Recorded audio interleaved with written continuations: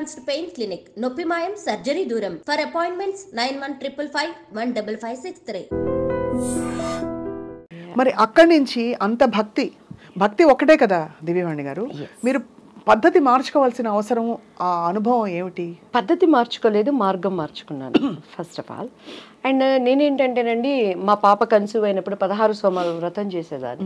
ఎలా అంటే పొద్దున్నే చన్నీళ్ళతో స్నానం చేసి పుట్ట మీదకి వెళ్ళి పుట్ట మీద నుంచి మట్టి తీసుకొచ్చి దానిని లింగం చేసి దాన్ని దాంట్లో పెట్టి వ్రత కథవంతా చదువుకొని ఉమ్ము కూడా మింగకుండా నా కడుపుతో ఉన్న వాళ్ళకి ఆకలేసేది. మా పాప లోపల నుంచి ఇళ్ళ గీకేది.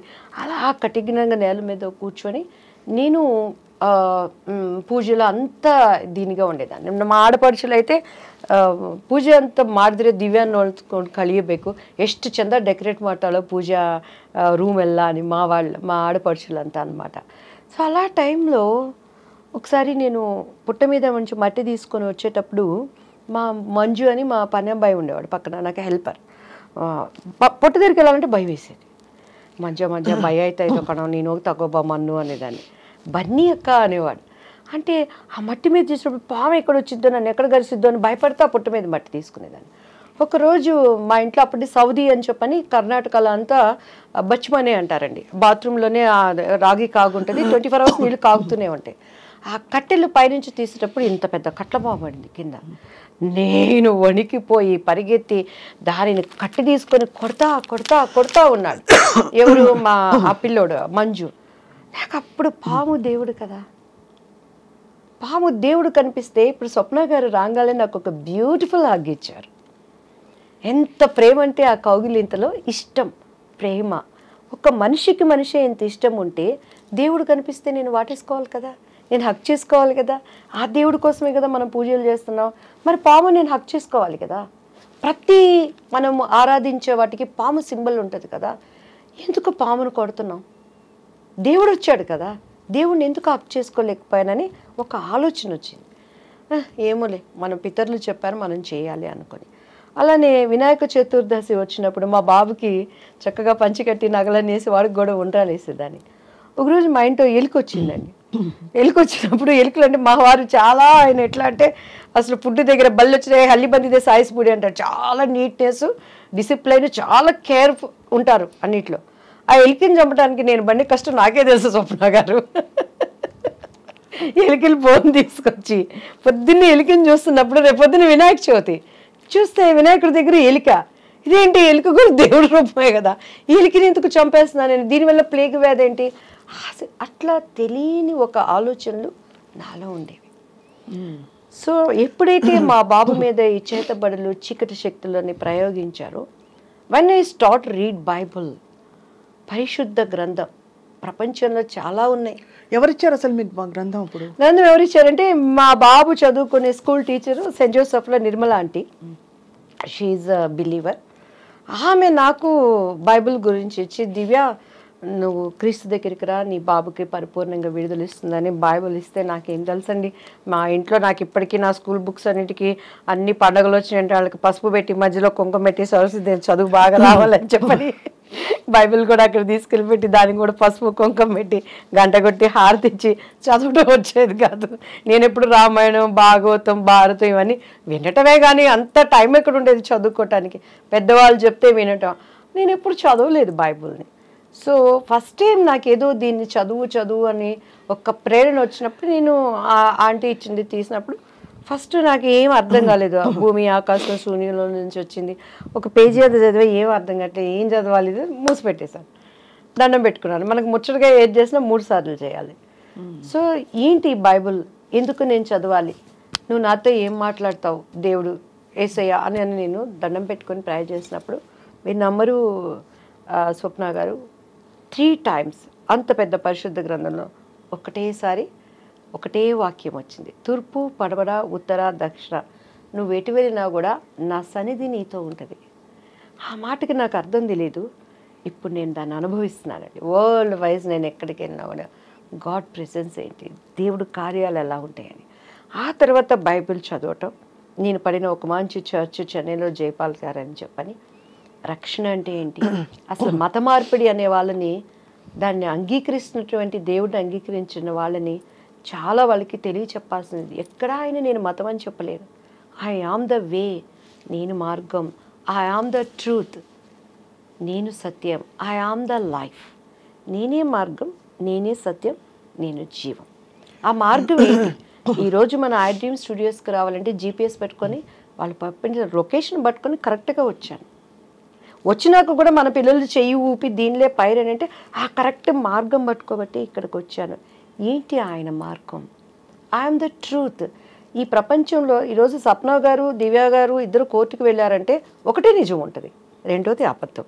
దానికోసం వాదనలు జరిగితే ఒక్కొక్కసారి అన్యాయం గెలవచ్చు, కానీ న్యాయం అనేది ఎప్పటికైనా నిలుస్తుంది.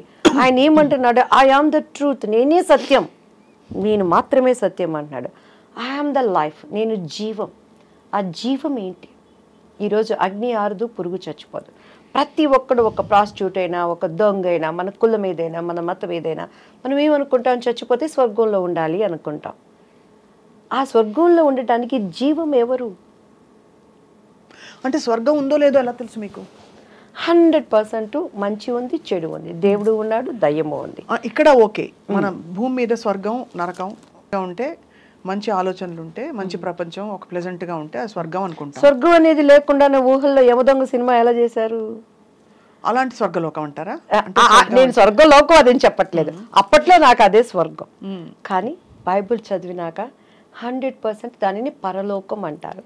మన భాషలో కొలెక్వల్ లాంగ్వేజ్లో అర్థం అవటానికి స్వర్గం అని నేను చెప్తున్నాను. 100% ఉంది. అది ఇక్కడ ఉన్నట్టు ఉండదు. దేవుడి రాజ్యం ఒకటి ఉంది.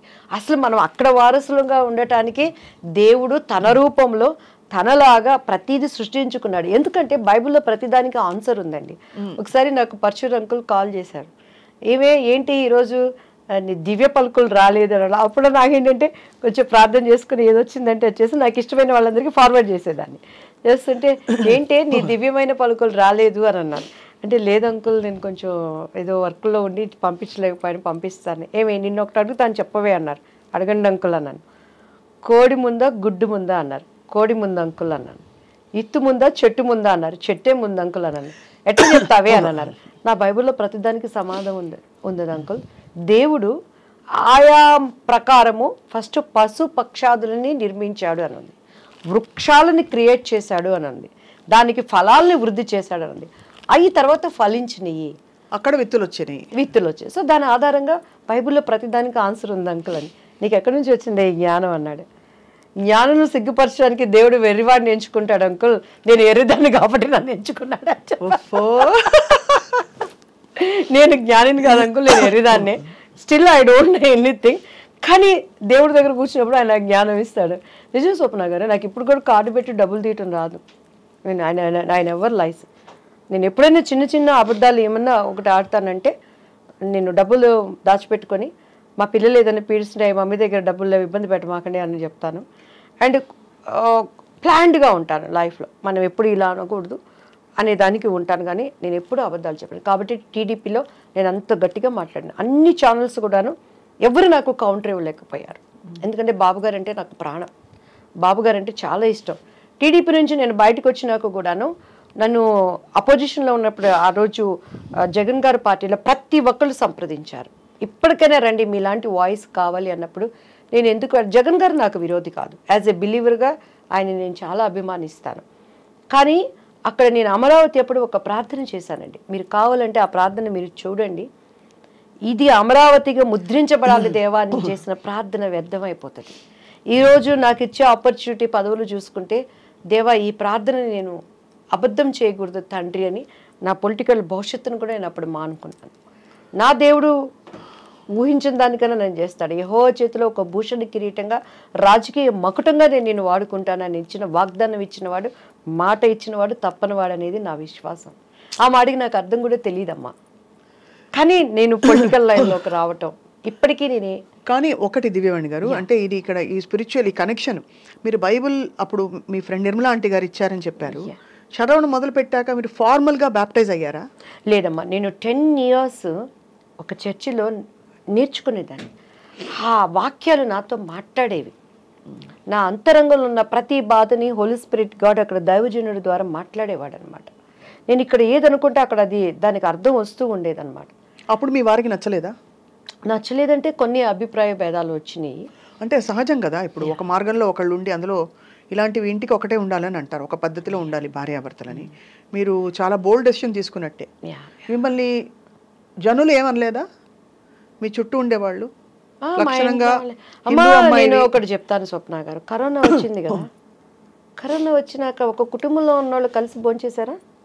హచ్చియం దుమ్మితే ఆవిడ గదుల్లోకి వాళ్ళు వెళ్ళిపోయారు, మాస్కులు పెట్టుకున్నారు. భర్త చచ్చిపోతే కనీసం పిల్లలు దగ్గరికి వెళ్ళి చూసుకునే పరిస్థితి ఉందా? అంతే మన బంధం, మన బంధం అంతే. ఈరోజు ఎవరైనా మన వాళ్ళు ఇష్టమైన వాళ్ళు చచ్చిపోతారంటే వాళ్ళతో మనం వెళ్ళి చనిపోతామా?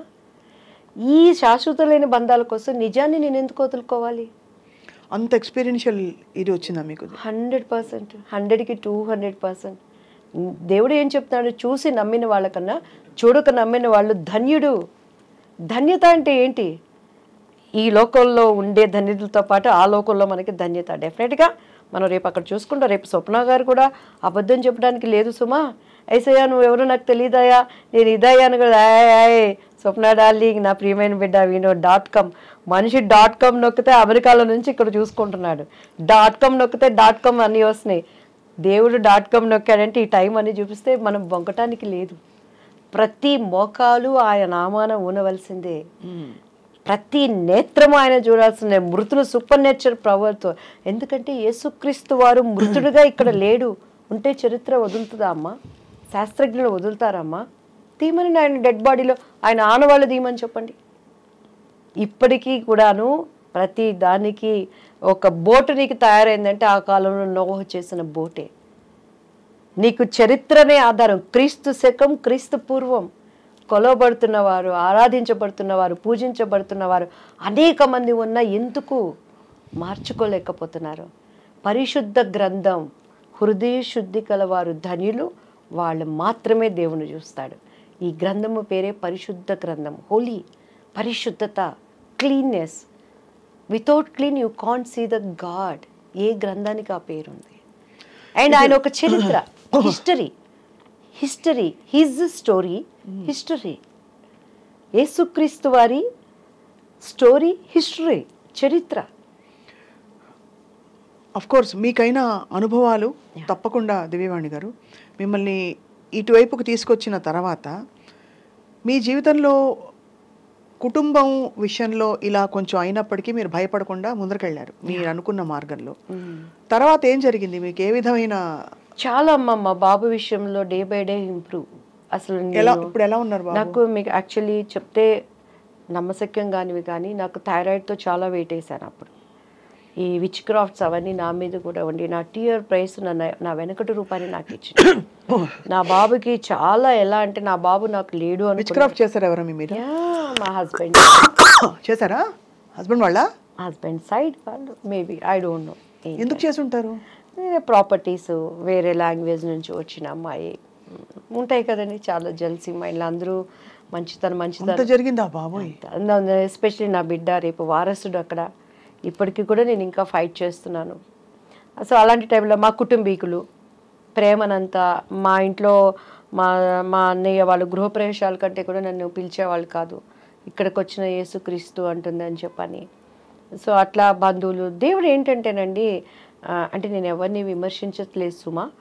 అండ్ ఇప్పుడున్నటువంటి నా తోటి సహోదరులు సహోదరులు వాళ్ళు ఏ కులమైన ఏ మతమైన, భారతదేశము నా మాతృభూమి, భారతీయులందరూ నా సహోదరులు. ప్రతి ఒక్కరిని నేను విలువనిస్తాను, గౌరవిస్తాను.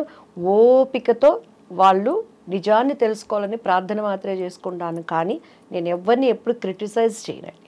చాలా నేను వాళ్ళ విలువనిచ్చి చాలా వాటిని అటెండ్ అయింది కూడా నేను ఉన్నది. అయితే ఇక్కడ నా స్వ అనుభవం, మీరు ఎన్నో ఇంటర్వ్యూస్ చేస్తుంటారు, ఇంత బోల్డ్గా లేదు దివ్య అన్నారు. ఎవరినైనా ఈ మాట మీరు అనగలిగారా? ఎంతోమంది దేవుళ్ళు చూశాను. ఈ నిజాన్ని, ఈ కనెక్టివ్ని నేను గ్రహించుకున్నాను.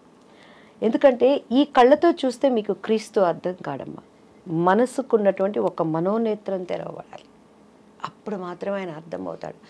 నేను ఆ స్థితికి రావడానికి చాలామంది నా గురించి ప్రైజ్ చేసిన వాళ్ళు ఉన్నారు. ఎందుకంటే ఎప్పుడైనా యేసయ్య గురించి ఎవరైనా చెప్పడానికి వస్తే అబ్బా వీళ్ళు వచ్చారు మళ్ళీ బుర్ర తింటారు అని ఇంట్లో నేను కూర్చొని తలుపులు వేసేసుకొని లేనని చెప్పించిన సందర్భాలు వేవేలు కోళ్ళలు ఉన్నాయన్నమాట. కానీ దేవుడు 10 సంవత్సరాల పిచ్చిదానిలాగా ఇది నిజం అని పరిగెత్తిన సందర్భాలు కూడా అనేకం ఉన్నాయి. కానీ చాలా డిస్టర్బెన్సెస్ లైఫ్లో. ఎందుకంటే ఈరోజు ప్రతి ఒక్కరు క్రిస్మస్ చేసుకుంటారు, ప్రపంచం అంతా చేసుకుంటుంది, తెలిసిన వాళ్ళు తెలియని వాళ్ళు. ఆ రోజు మనం చూస్తే కన్య మరియా అంటారు, షీఈ్ వర్జిన్. వర్జిన్కి ఎలా గర్భం వచ్చింది? హోలీ స్పిరిట్తో. మీరు యేసుక్రీస్తు వారి DNA ఇప్పటికీ కూడా ఆయనను సిలువ వేసినప్పుడు ఒక రక్తపు చుక్క అక్కడ పడిన ఆ నమూనాలు తీసుకుని శాస్త్రజ్ఞులు చేస్తే వాటిలో జీవకణాలు ఉన్నాయట. ఒక రక్తం పడితే గడ్డగడిపోతుంది, అది వెళ్ళిపోతుంది, దాంట్లో జీవకణాలు ఉండవు. It's truth. ఆ జీవకణాల DNA చూస్తే మేల్ దాంట్లో ఆనవాళ్ళు లేవు, స్త్రీ మూలాలు అందులో ఉన్నాయి, స్త్రీ సంతతి. ఆయన ఫోర్ ఫాదర్స్ అంతా మనం తీసుకుంటే ఆమె గర్భం ధరించినప్పుడు ఆమె ఎక్కడ సంతోషంగా లేదమ్మా. ఆమెను ఎవరు తీసుకెళ్ళి శ్రీమంతాలు చేయలేదు, మా ఇంట్లో ఉండనలేదు. అప్పట్లో ఎంగేజ్మెంట్ అయింది వాళ్ళిద్దరికి, భర్త ఆమెను ముట్టుకోలేదు, కానీ గర్భం వచ్చింది. వాళ్ళ హస్బెండ్ పరిస్థితి ఏంటి? ఒప్పుకుంటాడా? ఎన్ని అనుమానాలు. ఆయనంట రహస్యంగా ఆమెను విడరాడాలని చూశాడట. అంటే ఎవరికి చెప్పకుండా ఆమెకి ఎట్లా వచ్చిందో కడుపు. అప్పటిలో ఆచార ప్రకారం రాళ్లతో కొట్టి కొట్టి కొట్టి కొట్టి చంపారు ఆ స్త్రీ. ఈ మధ్య నెట్ఫ్లిక్స్ సినిమా కూడా వచ్చింది, చూసారా?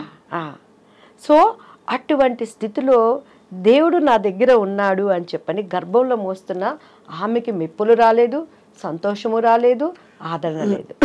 ఆ రోజు కన్య గర్భాలలో ఉన్న స్త్రీని ఈరోజు మన హృదయంలో మనం మోసేటప్పుడు మెప్పులు రావు, సంతోషాలు ఉండవు, సమాధానం అంతకండు. క్రైస్తవుడి జీవితం అంటే వడ్డించిన విస్తరి కాదు, కష్టమైన జీవితం అంటారు, కత్తి మీద సాము.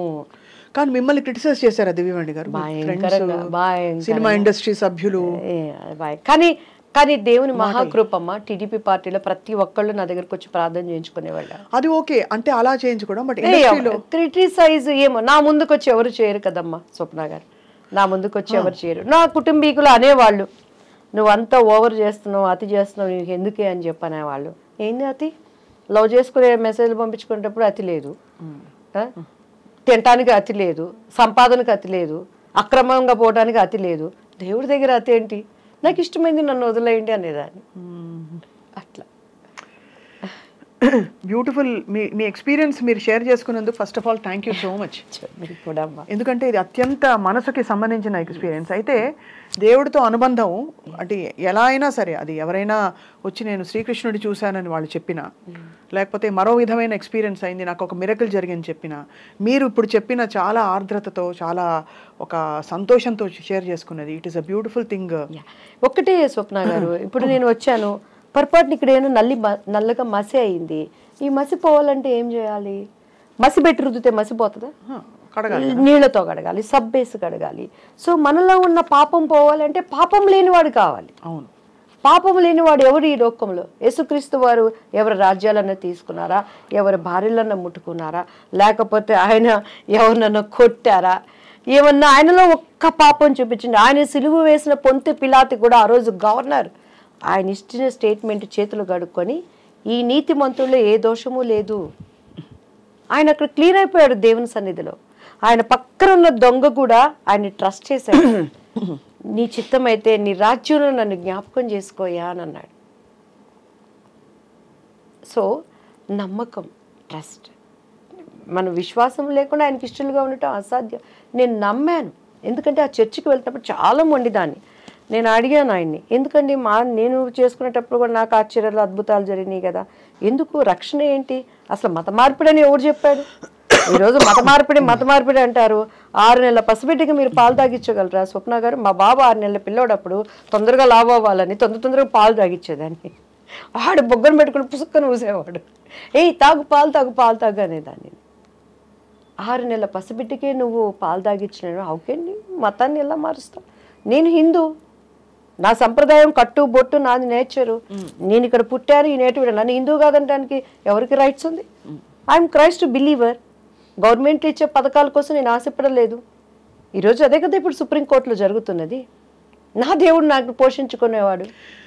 అంటే మీరేమంటారు, మతం పుట్టుకతో ఉండే మతం ఉంటుంది, బట్ మన నమ్మకం అందంటారా? నేను మతం కాదు, నా కులము అనేది దేవుడికి కూడా ఉన్నది. ఆయన యూదుడు. యూదుడు అనేది అప్పట్లో వాళ్ళ కులం. అది నేను పుట్టింది కమ్మ కులం. నా కులం కమ్మ కులం. నేను క్రీస్తు విశ్వాసిని. ఆయన మార్గాన్ని నేను ఎంచుకున్నాను. బట్ మీరు హైందవ ధర్మంలో ఉన్నారా అంటే? హైందవ ధర్మము, మీరు హిందూని అన్నారు కదా ఇప్పుడు. హిందూ అంటే హైందవ ధర్మమేనా? భారతదేశంలో పుట్టినాడు ప్రతి ఒక్కడు హిందువే. హిందూ అని అలా చూసుకుంటే అవును, అది ఆ విధంగా అందరూ హిందువులమే. అదే నమ్ముతాను. మరి ఎందుకు మన రాజ్యాంగాల ప్రకారం చదువుకునే పుస్తకంలో భారతదేశం నా మాతృభూమి, భారతీయులందు నా సహోదరులు ఎందుకు? అది కొట్టేయండి. మేమంతా హైందవులు మాత్రమే సహోదరులు, మైనారిటీలు మాత్రమే సహోదరులు, ఎవరు రిలీజన్ కావాలని పెట్టుకోండి, గొడవే ఉండదు. తప్పండి అది. ఒక వ్యక్తి కనెక్టివ్ అయినప్పుడు దాన్ని గౌరవించాలి. నువ్వు ముస్లిం, నువ్వు కనెక్ట్ అయ్యా, గౌరవిస్తాను నేను ఇదైనప్పుడు నాకు చెప్పడం నా ధర్మం. వినకపోతే నీ ఇష్టం. కరోనాకి ఎన్ని మందులు వచ్చినాయండి? వ్యాక్సిన్ పాటు ఇప్పుడు కూడా చాలా మంది గొప్ప గొప్ప హీరోలు, శివరాజ్ కుమార్ గారు కానీ, మిథున్ రెడ్డి గారు కానీ, కొంతమంది దానివల్ల అప్సెట్ అయ్యారు. కొంతమంది ఆయుర్వేదం వాడారు, కొంతమంది హోమియో వాడారు. ఎవరి విశ్వాసం వాళ్ళది. చెప్తున్నాను నేను. ఈరోజు స్వప్న నమ్మితే ధన్యులు, నమ్మకపోతే మన ఇష్టం. అది మనం బలవంతం పెట్టలేదు నిన్ను రమ్మని. నన్ను ఎవ్వడు బలవంతం పెడితే నేనే క్యాండిడేటా? అస్సలు కాదు. ఇప్పుడైతే దివ్యవాణి గారు ఫైర్ బ్రాండ్. దివ్యవాణి గారు అంటే ఫ్లవర్ కాదు, ఫైర్. ఇప్పుడు పుష్ప అంటే అదే. సో ఈ క్రమంలో మీ బెస్ట్ ఫ్రెండ్స్ ఎవరయ్యారు? నాకు అసలు ఫ్రెండ్స్ లేరు స్వప్న గారు. ఆమని గారు ఆఫ్ కోర్స్ మీకు అంటే కొలీగ్. ఇప్పుడు నేను నిజంగా ఫ్రెండ్స్ చేసుకుంటున్నాను అందరినీ. ఎందుకంటే స్కూల్ డేస్ లో ఫ్రెండ్స్ లేకుండా పోయారు. అదే అన్యాయం కదా. మ్యారేజ్ డేస్ లో ఫ్రెండ్స్ లేకుండా పోయారు. నా కుటుంబీకులు మొత్తం నన్ను బాయిలో కప్పలాగా చేసి పెట్టేశారు. ఇప్పుడు నాకు రేఖ అని నా బెస్ట్ ఫ్రెండ్. అండ్ తను నాకు అనుకోకుండా పరిచయం అయింది, నాకు అమ్మలాగా అన్ని.